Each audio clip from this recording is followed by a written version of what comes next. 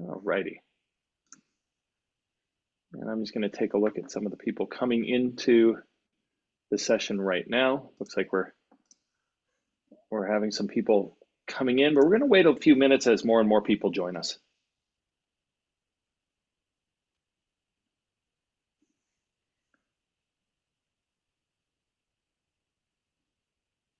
Seeing a few familiar names here as well, so that's really nice to for those of you who are joining us who have been our clients in the past or clients in the future. Thanks for tuning in and joining us here.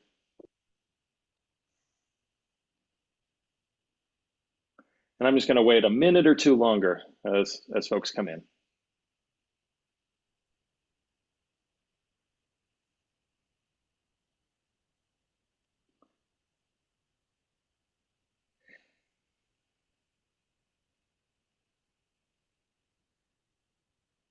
But I did put this up on the screen so everyone would know that they're in the right place. We're going to be talking about how to think about world events and how that impacts your brand, how to lean into some of the important elements of your brand and really use them as guides as you think about what to comment on, what not to, where you need to go, and joined by a really great panel today.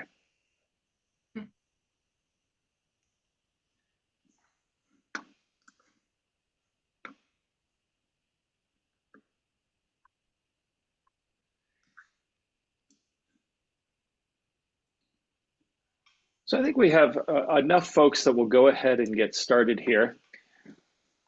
And really excited about getting to have this conversation. So I'm Zach Hochstadt. I'm one of the founders of Mission Minded. Mission Minded is a strategy and creative firm that helps good causes have greater impact. So we believe that the organizations that make our world a better place should be unapologetically bold. And so that means that every day at Mission Minded, we get to ask the question, what if? Which allows us to unlock all sorts of great ideas that can help fire up your supporters, because we know that when your community is united by magnetic ideas, they're going to stop at nothing to help you achieve extraordinary results. We have had the opportunity to serve hundreds of different nonprofit organizations over the last 22 years that we've been in business, and really proud of some of the ways in which they are serving the world and making the world a better place. I am delighted to be joined today by three excellent panelists. So Kate Hopke is the Executive Director of San Francisco Village. Travis Brownlee comes to us as the head of school at Marin Academy, and Lenara Davidson Greenidge is as the Associate Dean, Communications Strategy Development and Alumni Affairs at the Columbia University School of Social Work. And I want to take just a moment and talk a little bit about each of their backgrounds so you know who you're hearing from and the great perspectives that they bring to the table. And of course, each of you, please feel free to add to this with any of the things that you think are important as well. I'll start with Kate. Kate has been a community builder for over 35 years. She heads San Francisco Village, which is a membership organization designed with, by, and for older San Franciscans and the extended community that champions them. So she's also the leader in the National Village Movement and chair of the Village Movement California, and advancing the idea of the Village Movement statewide. And I'm sure she'll tell us a little bit more about that as we get into it. You're the founder of 40 different mothers clubs, social support networks for young families in the San Francisco Bay Area, which have served over 1.5 million families since the early 1990s. So really appreciate all of the various ways that you touch that community and help to make the world a better place. Travis, as the head of school at Marin Academy, believes that the best schools, like the best teachers, are both loving and rigorous. Her goal is to sustain and to build lasting traditions of excellence in the many worlds of a school, in the classroom and in the curriculum, with students, faculty, and parents. Before serving as MA's head, Travis held leadership positions at the Wheeler School in Providence, University High School in San Francisco, Windsor School in Boston, and the Groton School. So Travis, I know that you bring lots of great experience to the table here, and really excited to hear from you as well. And Lenara, in her role at the Columbia University School of Social Work, is responsible for engaging alumni and the friends who share the School of Social Work's vision of racial and social justice, and promoting the visibility of the school through strategic communications. So her previous experiences include political advocacy and campaigns, serving as the Chief Development Officer for a youth education organization, developing public relations strategy as a Vice President at Ogilvy. So lots of really good perspectives and experience brought to the table as well. And I want to note too, we have a wonderful range of perspectives here. We're representing both West and East Coast, and the audiences that you each serve range in ages from high school age all the way up through older adults. And so we're seeing a lot of different perspectives coming to the table as well. I want to set some ground rules for everyone here today. This is a conversation about communications and about brand and about values. And we're thinking about how do we engage with our boards and our communities, and how do we make some of those difficult decisions about where to engage and how to engage and where that guides us. This is not a space in which we're going to be debating any of the particular issues of the day. And as you submit questions, which we encourage you to do, or comment or anything like that, we ask that you ask the kinds of meta questions that all of us are wrestling with as nonprofit professionals, as opposed to anything that might be particularly provocative or in the moment of right now. So we do really want you to submit questions. As my colleague Bonnie shared within the message, there's a Q&A function right at the bottom of your screen. Submit questions, and later in this session, we'll make sure to ask some of those questions to our panelists. But I'm going to start out. Kate, you were, before we got on, just starting to share a little bit about your experience and a little bit of the ways in which values have guided you. And I wonder if you might start us off there. Yeah, thanks, Zach. We were talking about, I can't remember what the initial conversation was about, but it reminded me of the events of 2020. And so I clearly remember, that March when we were told we were locking down, we had to shut the doors, everybody had to go home. My first response was defiance. I remember that. And yet, I had to go with the flow. And then that was an extraordinary spring. We were in tremendous fear, all of us, thinking that somebody we loved was going to die. And then the events of May with George Floyd's murder and Breonna Taylor's murder, and then the events of that summer, which were protests all over the world for racial equity. And here in California, we had some of the worst wildfires we've ever had. The air was so polluted, we couldn't open our windows during a hot heat spell. So I remember that very much, feeling like I was on my knees. And I think it was it really opened my mind and my heart to what was possible within San Francisco Village. As you mentioned, we are a community of older adults. We're a community of nearly 1,000 people. And we bring people together, to build connection and community and a lot of things. And here were all of us isolated in our own homes during this horrific time and, watching television. And so it occurred to me early on to say to the staff and the board, we need to help older adults cope with this. We need to use our communication vehicles to bring people together and to provide some sense of, security and that we're going to be okay. And so we started using our monthly newsletter. We have weekly communications, and we just jumped on it. We stood in solidarity with racial equity protesters all over the country, and we began to talk about, what was important to us, and from a values perspective. And that, as I said earlier, kind of blew the roof off the joint in terms of what that led to in our organizational development.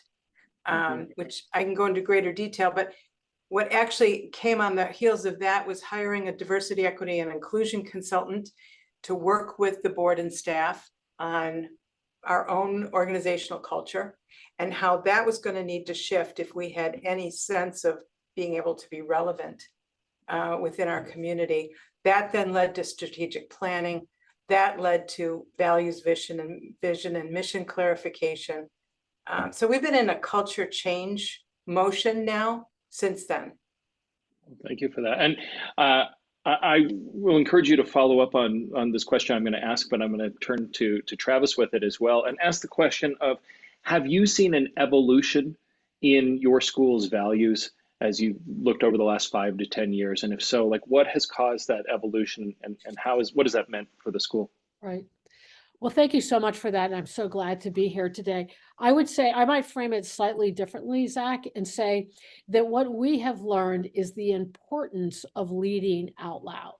And that is a core value that I actually learned from our work with Mission Minded when we did some branding with them way back when. But I'll say for us, this began in 2015 when there were a number of heads of school across the country of independent schools who found themselves in the midst of various rhetoric in our country, needing to communicate to their communities and being asked to communicate from their communities about where do we stand on issues of the rhetoric in our country, what's important in our decision making. And this just grew more and more based on some of the things that Kate has already talked about, certainly about COVID, racial unrest and racial reckoning, on through the very much today.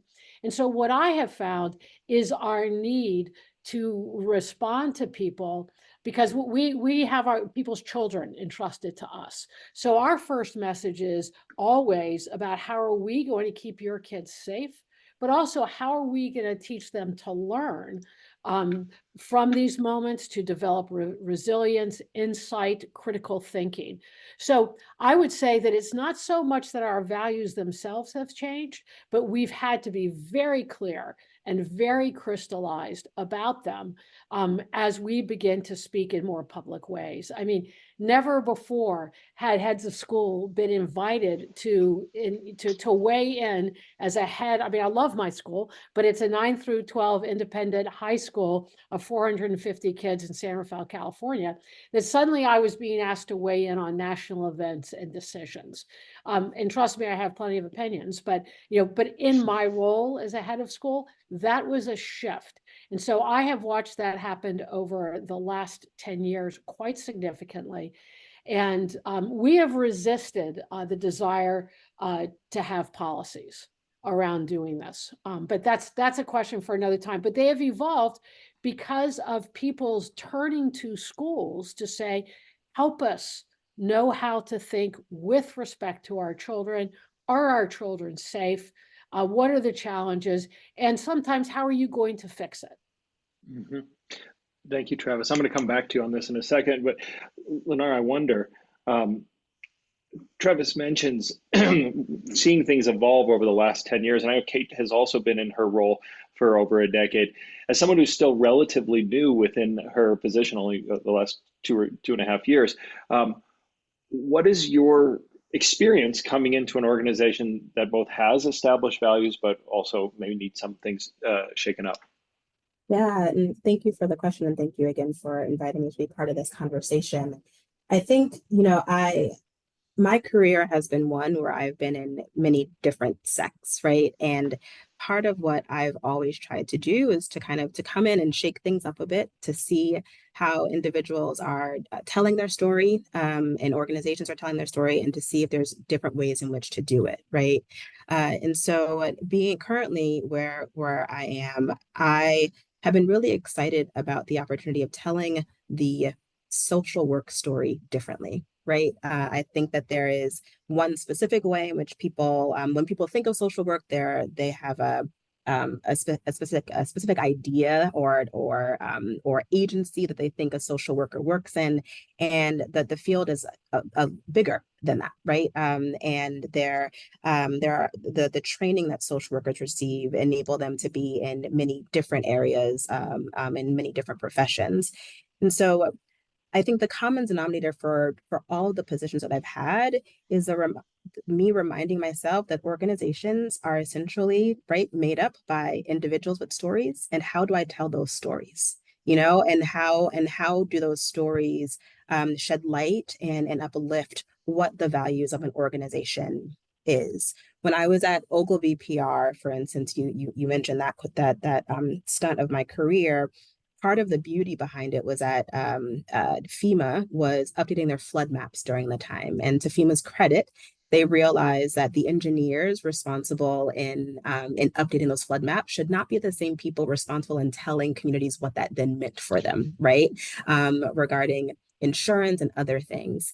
And so I got to go into areas and sit with communities to talk to them about flood zones and what it means, you know, and be able to kind of listen to their stories, right? And also then tell a bigger story through what they share as a way in which to move such an important initiative forward.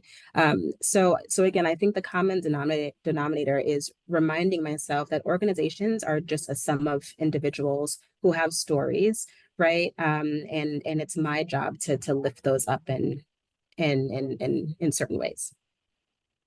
Thank you. Zach, can I add something Please. to Please. what Lenara just said? I love what you're saying, Lenara, about this connection between the individual story and how that feeds the organizational story, because organizations are all made up of all these individuals. And it made me think of a quote from James Joyce that I treasure. He says, in the particular contains the universal. So just remembering that those individual stories that we're all living out are actually larger stories themselves. And we're all part of a larger story. So if I can talk about something that's happening here to a particular individual, it's likely going to resonate with a lot more people because there's a universality to those stories. So anyway, I thank you for reminding me of that.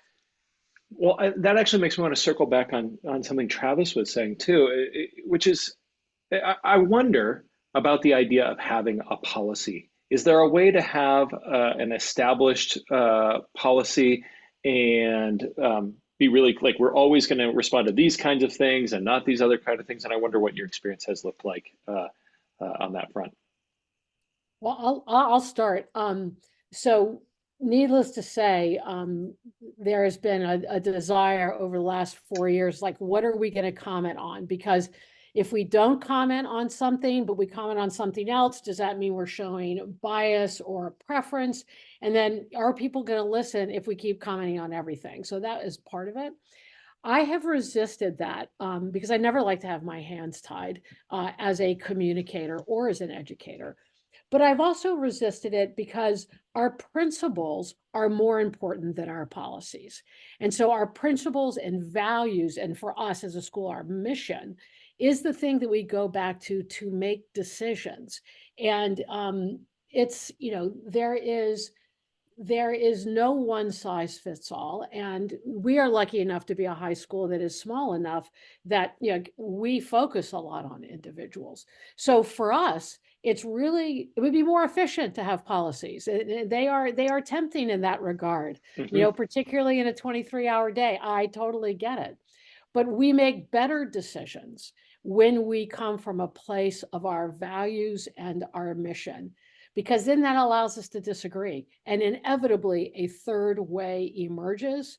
And I'm sort of all about the third way. I would wonder, and I'm going to acknowledge for a second that Lenara is having some human technical difficulties, but is back with us. Thank you for for dealing with the human side of reality, and I can see you living your values right now as you are joined on this this call.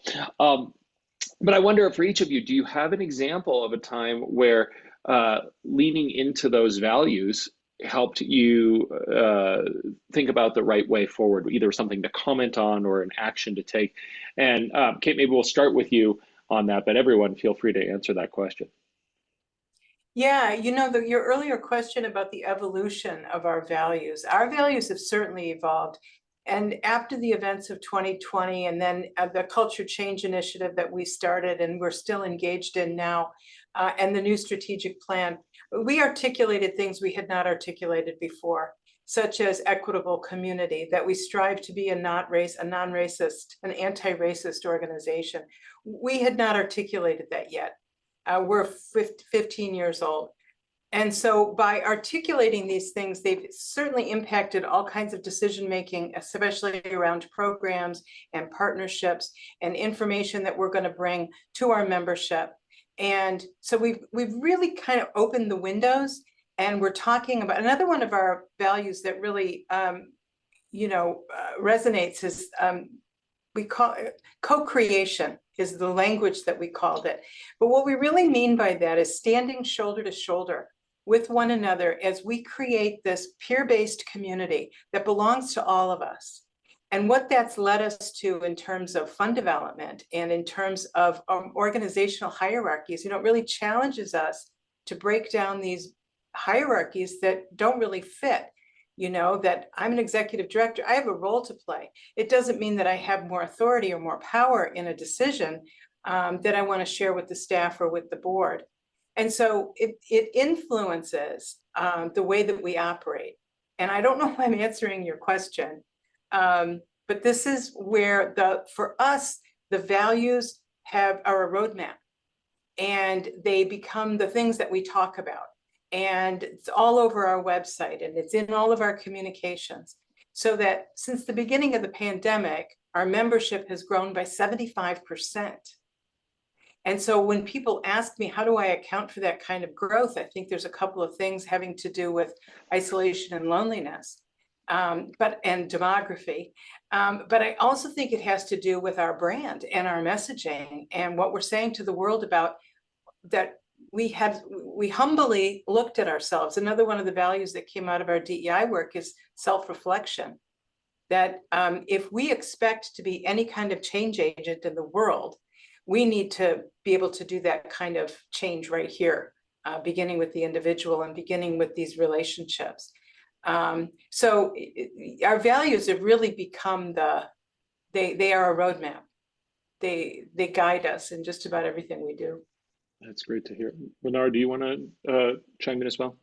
Yeah, I think for all of the places that I have worked, values has been front and center for sure.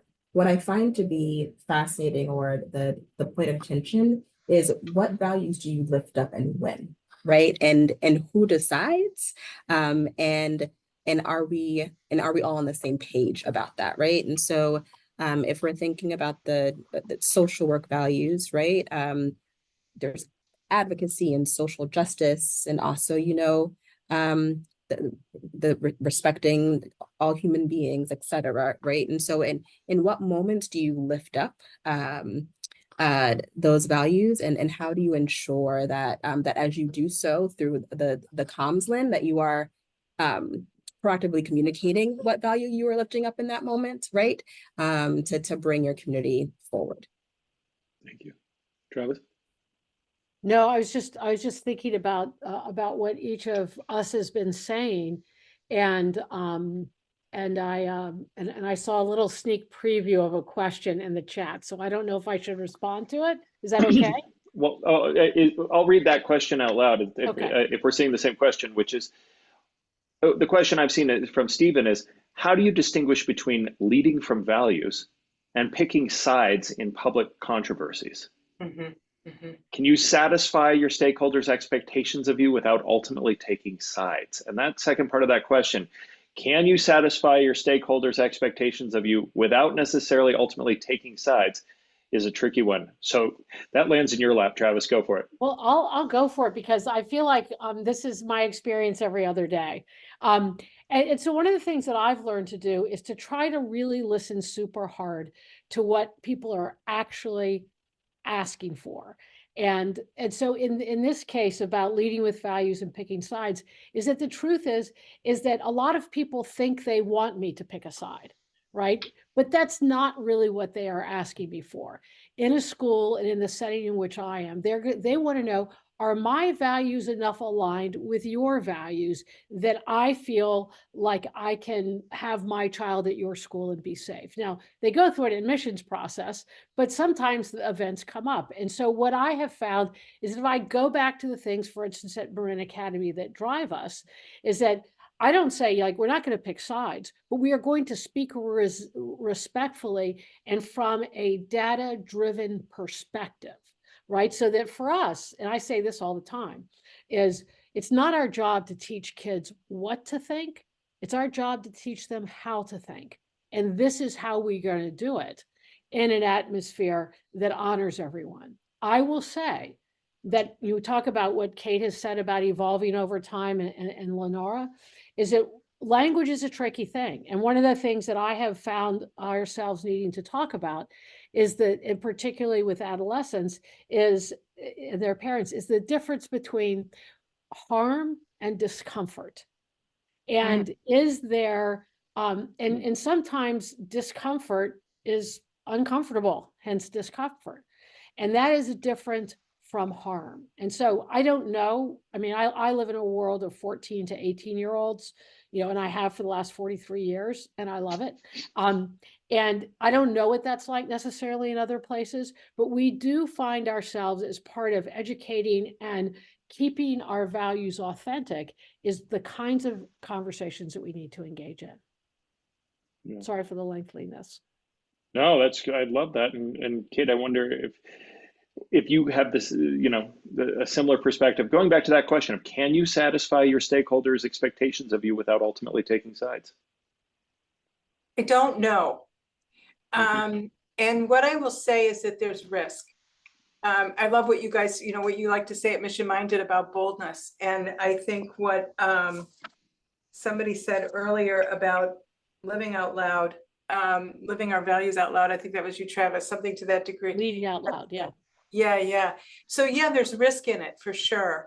And so, we try to be collaborative about it as a staff and the board to bring people into a discussion and say, older Asian Americans are being attacked on the street.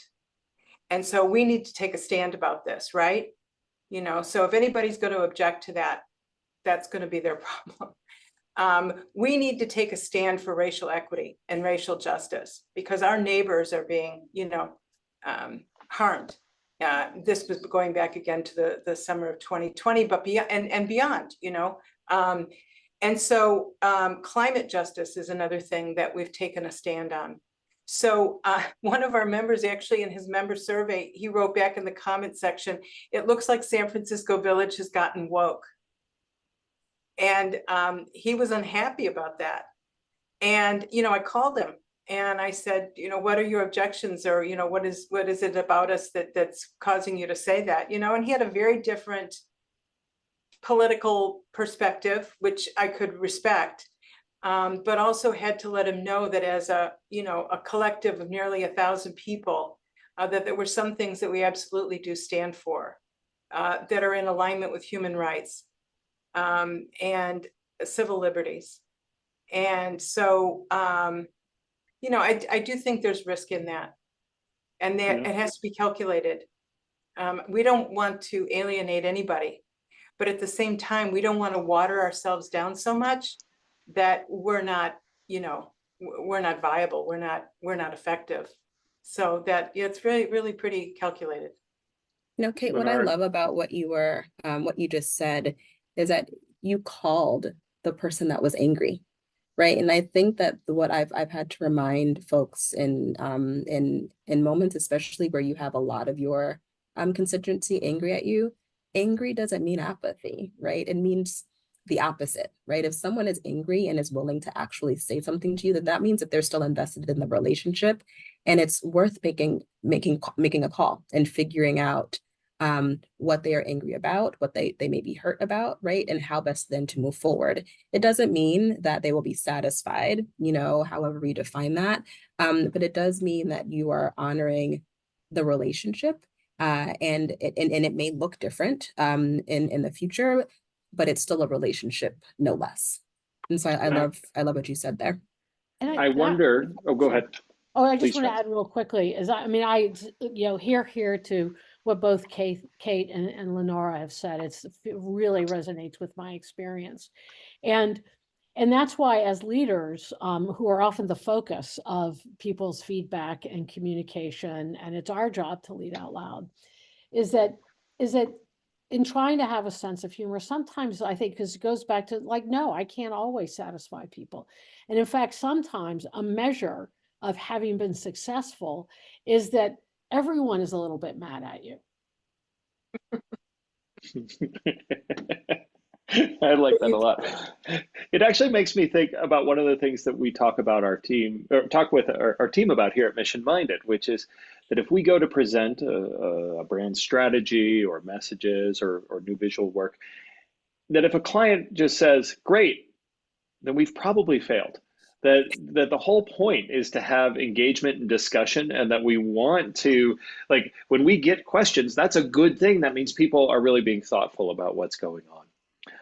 I also want to just comment that within all of this is the idea that the essence of strategy isn't deciding what you're going to do. It's deciding what you're not going to do and what you're willing to let go. And that can be really, really tough because, as you were saying, Kate, you can't be everything to everybody. You have to make some strategic decisions along the way to say, we're going to specifically try and stand for these ideas and invite people in who want to stand with us on them. But now I'm going to ask the hard question of each of you, because all of you are in a position where part of your job is to also engage those that help fund the work that you do. And so how does money and power come into play when you're thinking about sometimes making a tough decision on where you stand on something? Who's going to go first? I can take a try. I'm thinking about a previous nonprofit that I worked for, an education nonprofit in East Harlem, where we were really committed into ensuring that we were upholding our anti-racist values, wanting to make sure that we were doing our due diligence and fundraising and receiving dollars from people that aligned with our values, and that our board would come along with us, right? And so what that required us to do, though, was to put all of us in an education mode. And so we had a series of workshops and trainings for senior leadership and the board, sometimes board independently, sometimes all together, where we had those tough conversations, right? And as a way in which to move the organization in this direction. Did that mean that some board members who may not have been ready to come along potentially step down? Probably, right? But I think because of the thoughtful ways in which we were including them in the process of the transition and the shift, more of them decided to stay and continue to be learners and thought partners, and openly disagree, at times, right? But I think it was important for us to kind of have them as part of the process versus imposing a process onto them. So I've definitely, so the answer to that question is, have I ever run into funding issues? Yes. The answer to that is yes. And this is, in schools, we, part of our gestalt is that education is above, dirty things like money. But we know that we have to have money because, we're a small independent school. However, one of the things in those sticky moments is I've learned to tell the truth, tell it all, and tell it first. Whatever those things are, is to say, like, this is what happened, this is what we did, and this is why we did it. And these were the values that we brought into this. And if we have made a mistake, or if we would do something differently, then we say that. But I think that what's also important, and I say this to heads of school all the time, is that you will have different kinds of influence based on your tenure and the trust that you have built up in the bank.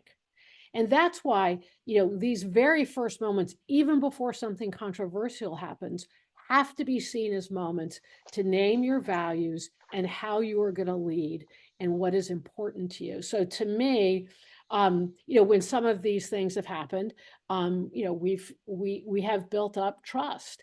And in places where perhaps maybe we haven't, we talk about what we're going to do to create that. So to me, it is really challenging. And, have we lost funders? Have I lost funders? I was at another school where a decision I made as a division head cost the school its first $1 million gift ever. Ouch is really right. And what I appreciated at the time, I wasn't head of the school, was that the head of school stood right there beside me. Because if you step back from your values when it comes to money, then you've broken integrity with yourself, with your community, and with the values that you say you represent. And those are hard moments, and it's super tempting to not do the right thing. Yeah, thank you. I mean, they say that values are not for the easy times, they're for the hard times. It's easy to live your values when everything's easy and good. It's a lot harder to live your values when you really have to risk something. Kate, Absolutely. what would you like to add? Just very briefly, I don't think it's cost us anything. In fact, though, it's opened up some doors. The work that we've done, the culture change work we've done over the last 4 or 5 years. And we went to a sliding scale membership fee several years ago in an effort to be more inclusive. And then all of this work that we've done, we have new funders. We have new foundations that are talking to us that were not talking to us before. So no, we haven't been harmed in any way financially. Yeah. Well, thanks. And I love that story from Travis, though, about, that takes guts to stand for something you so believe in the face of that kind of a financial loss. But isn't it interesting, the word that we use to describe these are values, and that's what's associated with money. So there is this relationship inherent in the way that we bring finances in, and that money's relationship to our values, it seems to me to be pretty direct. Right. Nice insight. We talk about brand sometimes as being a promise of a future experience. Mm-hmm. That when we've been really clear about who we are and what we stand for, that then people know what to expect from us. So in many ways, when we're very clear about what our brand is, we're telegraphing that mm-hmm. future decision that'll be made months from now, years from now.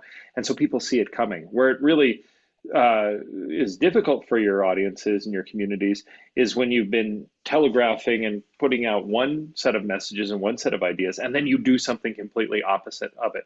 And that's where people have a lot of trouble with that big disconnect. There's an interesting question from Heather that I'll put out here, which is really a question of, I don't know if you guys know, there's a presidential election that's going to happen this year. And it happens in November. And Heather's question is really— First Tuesday. Yeah, first Tuesday. And the question really is, are any of you changing your plans, changing your events, changing how you're thinking about November with that in mind? Is that shaping your decisions in any way?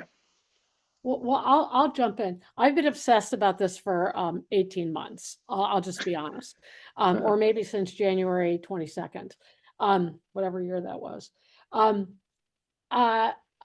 We are planting. So we have many different levels of people in our organization, and classrooms by nature are autonomous spaces.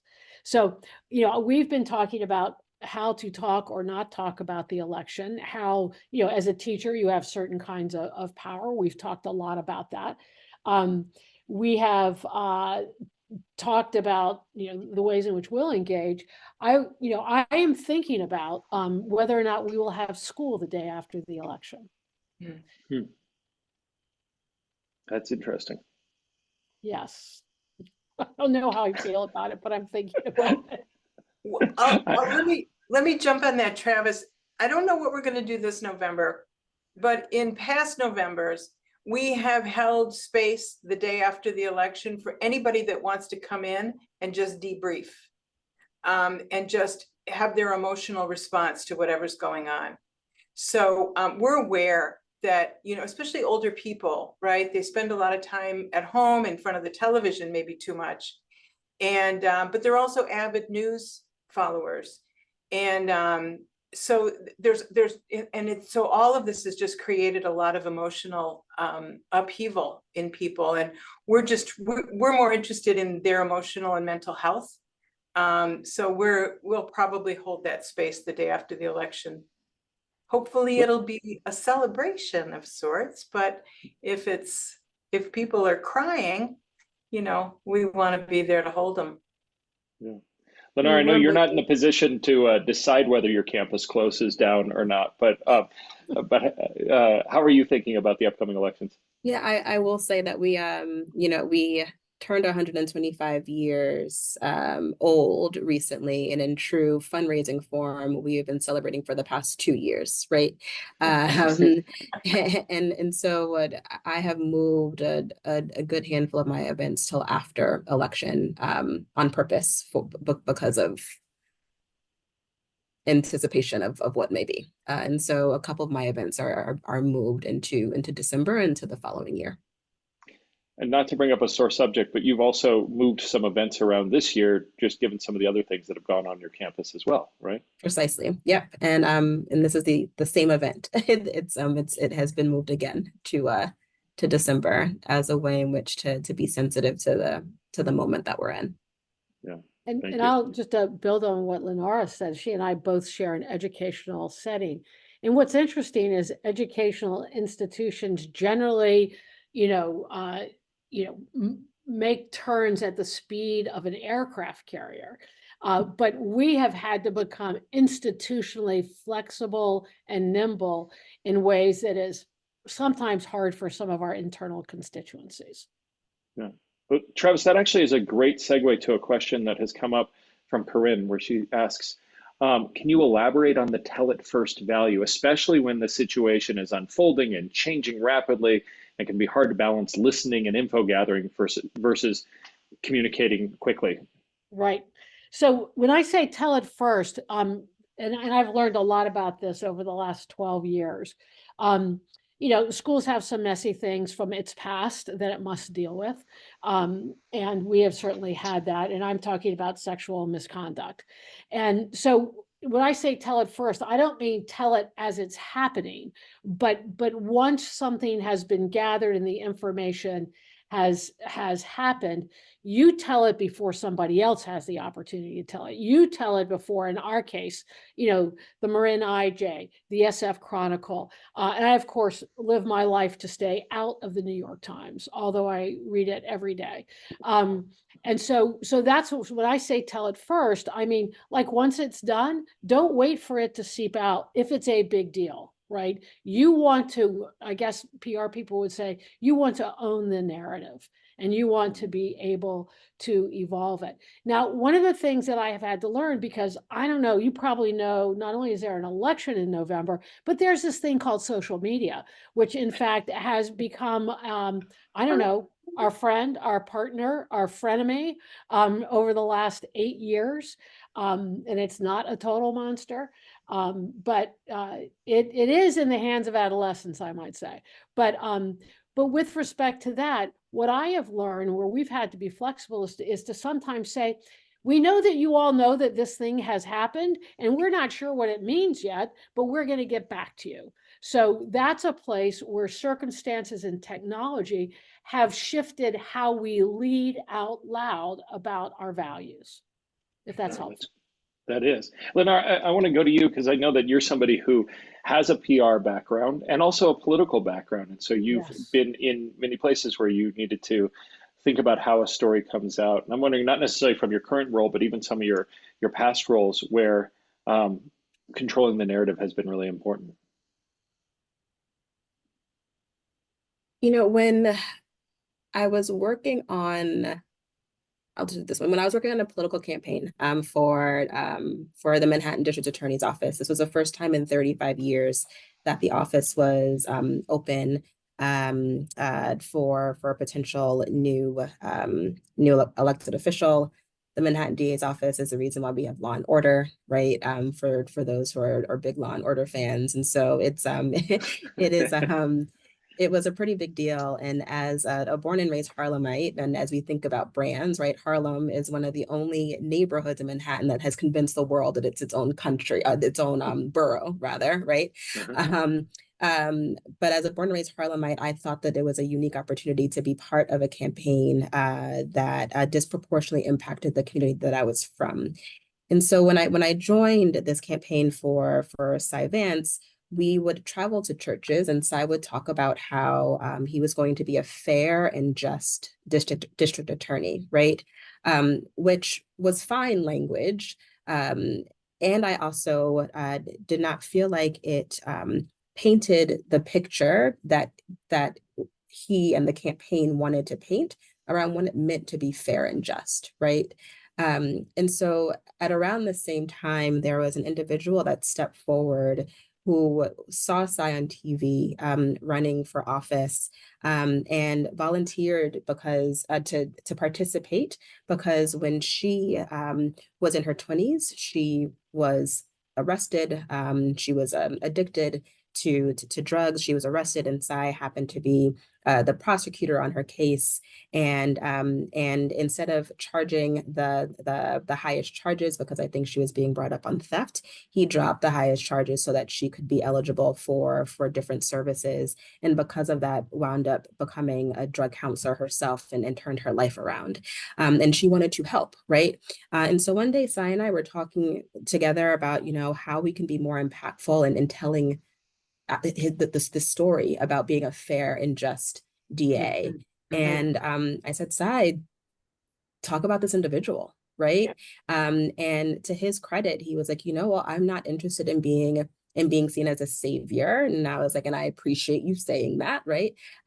But she asked how she could help, right? It wasn't like you had this story in your back pocket and you were looking for her. She found you.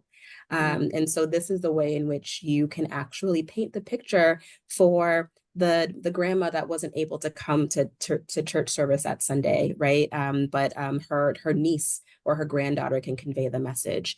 And so the next Sunday, that we were in, Cy was in the pulpit, he told this story and got a standing ovation, right? And we think that was sort of when the campaign started to shift in Northern Manhattan in particular, because again, we have these values that we want to depict, and the best way in which to do that is through storytelling. And so I hope I answered your question. Yeah, here. It's great. It's great. I wonder for each of you, if you could only give one piece of advice to leaders who are struggling with balancing their organizational need with the needs of their communities, and they might not be in sync, what piece of advice might you give to some of the leaders who are on this call or outside of it? And I go ahead, Travis. would say embrace paradox. Don't try to resolve it. I like that a lot. Okay. I have a hard time distinguishing between needs of the organization and needs of the community. To me, they're the same. That's great. Yeah. Because going to, I think it's what Lennar said earlier, is that organizations and communities, we're all people, they're all made up of individuals. And so if I'm thinking about the well-being of people, then they're kind of the same thing. Yeah. I think similar to Travis, being willing to flex the muscle of holding the both and. Yeah, I love that. And I'll say, I'm in the business of taking complex ideas and making them simple enough that you can share them in a tagline or a name or in a headline. And especially as I look at some of the really big, meaty challenges that we see in the world right now, those are big, meaty challenges that can't be summarized in a simple headline or tagline. And in fact, I've told a number of people, anyone who thinks that they can sum up what's going on in certain situations that we're looking at right now in one thing that they can shout is not looking at the complexity of the issue and how many different parties and voices are at play. So I appreciate all of you saying lean into that complexity and to allow for both and to be true. Carolyn asked a question in the chat that I'll really gets into a little bit more of the meat and potatoes of how you do your work, but do you do any moderation of comments and discussion in the online communities in which you are a part? And if so, how do you go about it, especially surrounding polarizing issues? This may be, whether you're seeing comments on your social media pages and accounts, or it could be other forums as well. Lenore, I might come to you last because you probably experienced the most amount of comments and conversation in your online communities, but maybe we'll start with you, Travis. It's a great question. So we use Instagram. We do not use X. We use I don't remember the other ones. I don't think we're using TikTok. And we put Facebook, and we put those things out there. And if there is commentary, it is often dealt with by our director of communications at a fairly low level. We haven't had a lot of that in a lot of time, but we also step back and look for patterns. But we are often our communities are often the target of anonymous social meeting posts. And there's a recent social media app that came out that I'm not going to name because I don't want it to get any traction whatsoever. And it's hard because a lot of it is anonymous. So what we've done as a school is I pull people in, whether it's at an assembly or a meeting of a particular grade or letters to parents, as a way of responding to those kinds of things. Because our communications department for our school is 3 people, and we don't have the bandwidth to engage in that way, and have not found it useful. Thank you. Yeah, it's not particularly relevant to us. We do some, Facebook stuff with for older adults, and we do a little bit of social media advertising to bring in volunteers, but we're not posting like, we would use our internal channels like our direct email and newsletters and things like that if we were going to make a statement about something. So yeah, it's not an issue. All right, Lenore. I feel like I'm getting a front row seat, Lenora. It's so funny. Yeah. So no, we don't respond to everything, especially in those moments when going viral, right? And it can also serve as a great litmus test on, I can bring in that content when writing other content to kind of have that, persona in mind to see how the content that I am writing will land with this community, So there's that piece. I also think, but we use our social media for a handful of different things. It's giving out announcing awards, or very admissions heavy as well. So sometimes there are folks that go on our Facebook or Instagram asking about admissions applications, and so we monitor our social media so that we can respond in real time to those things. But we sometimes no response is also a response, right? And so we try to be really mindful and thoughtful about the energy that we put out there, and whether or not it kind of allows us to push the work that we're trying to do forward, versus getting caught up in an argument that no one is going to win, should we decide to participate. As an aside, I recently read a work of fiction. The book is Wellness by Nathan Hill. And there's a whole chapter in there that really does a great job of explaining how social media really works, how it feeds on our disagreements and our emotions and amps up those disagreements in order to get us to engage. And so I'm recommending it. I thought it was a really good exemplifying of some of the ways in which social media can, in fact, exacerbate a lot of the divisions that are going on in our society. We have time for one last question, and I'm going to put it out there that as you've thought about, over the last several years, what's been the biggest change in how you communicate your values to your community? What does that help you sort of think about? What are the positive things that have come out of that? I see nodding from you, Travis, so I'm going to start there. All right. So here's the biggest change is that and maybe this is communications 101, but as a school, make no assumptions about your audience or what they believe, except for in our case, that they have adolescents and they want them to go to a school that sees them. So, and in doing that, we have to be explicit. There is we have to be explicit about our values. This is what it goes back to leading out loud, which is also the name of a book, which is really good. But is also about being explicit about the why. And because we're good teachers, we know that people don't really learn anything until you say it 3 times. So the ways in which we repeat messages without appearing to repeat messages. Yeah, thank you. Lenora? I think very similar to Travis. I don't know if I would say that it's a change, but I echo that it's extremely important to do all of that, right? That it's your values and the way in which you communicate them, you can communicate them through words, which is what we're talking about today, but it's also like the feel of your space.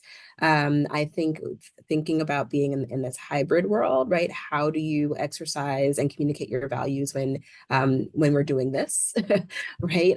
Via Zoom. But I do think though that the increase in communication I've seen over the past couple of years as a way in which to solve for not being in person as often is one thing, while also having to grapple with the fact that people's attention span is as short as a goldfish, right? And so needing to balance wanting to get out meaty, important information in a more concise way as well. Thank you. Kate? Repeat the question for me, Zach. It's really a question of what's been the biggest change in how you've communicated your values to your community. What's that meant for you? Yeah. After we did our DEI work and strategic planning, now we're involved in something called cultural philanthropy, which is more culture change work and about sharing responsibility for the health and well-being of the organization. Everything has changed about our language. We did a whole revision of our website and we told our story kind of from start to finish. We said, and we broke it up into these sections. This is how we started out. This is who that we then became. This is who we are now. And so what we are telling me is kind of an evolution. And so that becomes sort of my perspective in talking about who we are, and my writing about who we are is from this evolutionary perspective that we're always changing. And that because we're a dynamic community, people come and people go, they influence us, and we're open to having them influence us. And then, and as we write about these things and as we tell these stories, we're getting this enormous increase in interest and membership. And so with that's direct feedback for me, that people are reading this or hearing us and they're saying, I want to be a part of that. And that's what we're all about, is belonging. So how do we find a pathway, whether you're a volunteer or a donor or an instructor or an older adult or whatever that is, we want to find a pathway for you to come in. Well, I can't think of a better phrase to end on than that's what we're all about, belonging. And so I want to just say thank you to each of you, Lenora, Kate, Travis. Thank you for taking the time, for talking with everybody who joined us here. For those of you who are participating, you are all on mute, and yet I still want you to put your hands together and applaud for our 3 panelists for joining us here today, virtually in your own space. Please give them a round of applause. Thanks to each of you, and look forward to doing this again. Great to meet Thank you. I really appreciate the opportunity. Thank you again. Take care, y'all.